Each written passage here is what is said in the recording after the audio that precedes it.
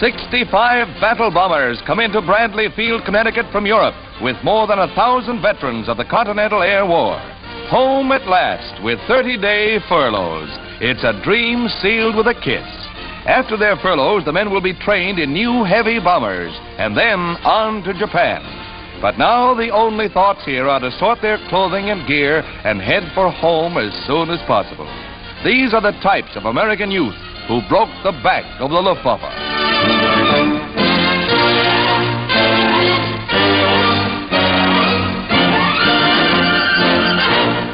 Mascots will have a rest, too, before they go on to war in the East.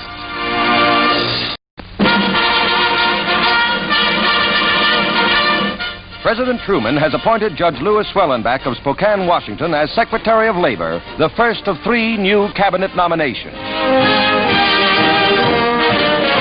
Thomas C. Clark of Dallas, Texas, will succeed Francis Biddle as Attorney General in a shift which brings 3 Westerners to the President's official family. Mr. Clark has been Assistant Attorney General under Mr. Biddle. Representative Clinton Anderson of New Mexico becomes the nation's new Secretary of Agriculture, succeeding Claude Wickard.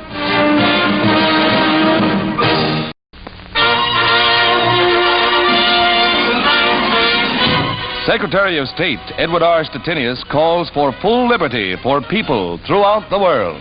The 4 freedoms stated by President Roosevelt: freedom of speech, freedom of religion, freedom from want, and freedom from fear, are, from the point of view of the United States, the fundamental freedoms which encompass all other rights and freedoms.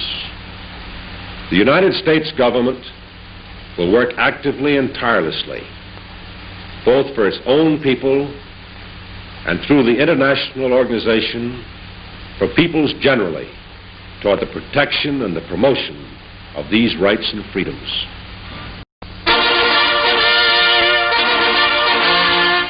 Charles Ross, an old friend of President Truman, becomes White House Press Secretary. Mrs. Ross congratulates him. Steve Early looks over the commission with his successor. Mr. Ross undertakes one of the Capitol's most difficult jobs.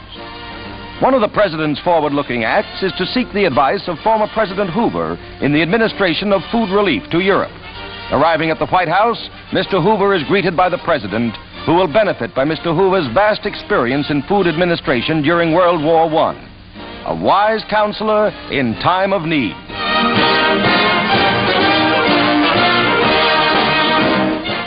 Prominent in the public eye is General Courtney Hodges, who arrives in his native Georgia after leading his victorious First Army through Germany. He receives an ovation from the citizens of Atlanta. One of the largest crowds in the city's history is on hand to honor Georgia's foremost soldier, the great leader of one of America's greatest fighting teams.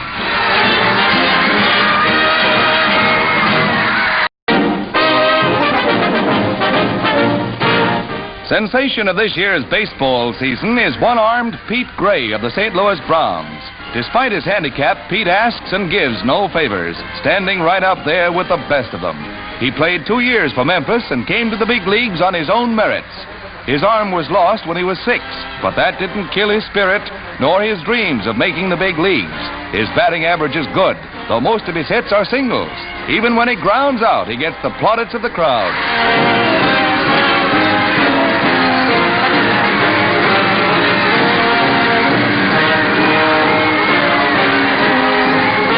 In left field, he really shines, and base runners are wary of the speed with which he discards his glove and throws to bases. His pluck and determination is an inspiration to all.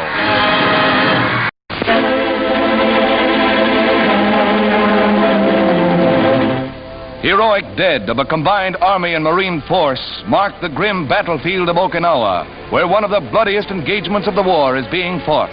Thousands of Yanks have been wounded, and other thousands have sacrificed their lives to drive a fanatical foe from this vital base, the doorstep to Japan itself. A canine hero suffers a wound, spotting ambushed Japs, but collects a souvenir. The 62-mile island contains many airfields and naval bases valuable to our Pacific strategy. Admiral Nimitz congratulates our troops and watches the battle's progress.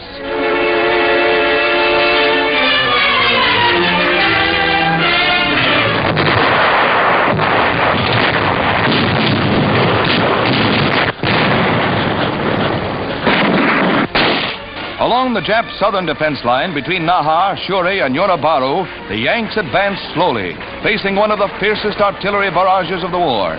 In a few hours, the enemy poured 10,000 shells into a front of only 9,000 yards. Each small advance is gained by sheer grit in the face of withering fire from a suicidal enemy being slowly hammered back into the hill.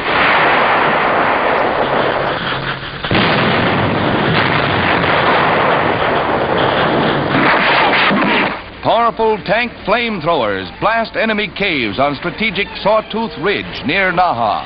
Newsreel, Signal Corps, and Marine cameramen risk their lives to film the furious action near Sugarloaf, Conical, and Chocolate Drop Hills, and other cave-entrenched Jap positions.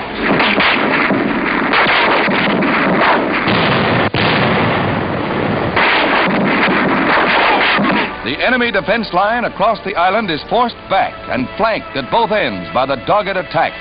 Cautiously advancing on the firmly dug-in enemy, Yanks plant a heavy charge of dynamite.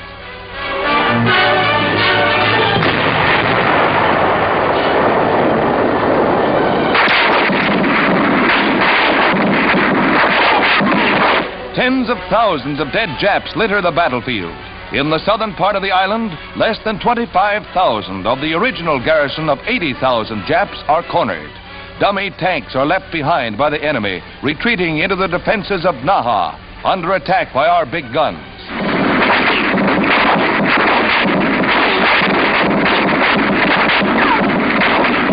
The going is brutal and our casualties are high, but Okinawa stands squarely across the road to Tokyo and the China coast. It's the next big step toward victory over Japan, a victory that can only be won by work, war bonds, and heroic sacrifice.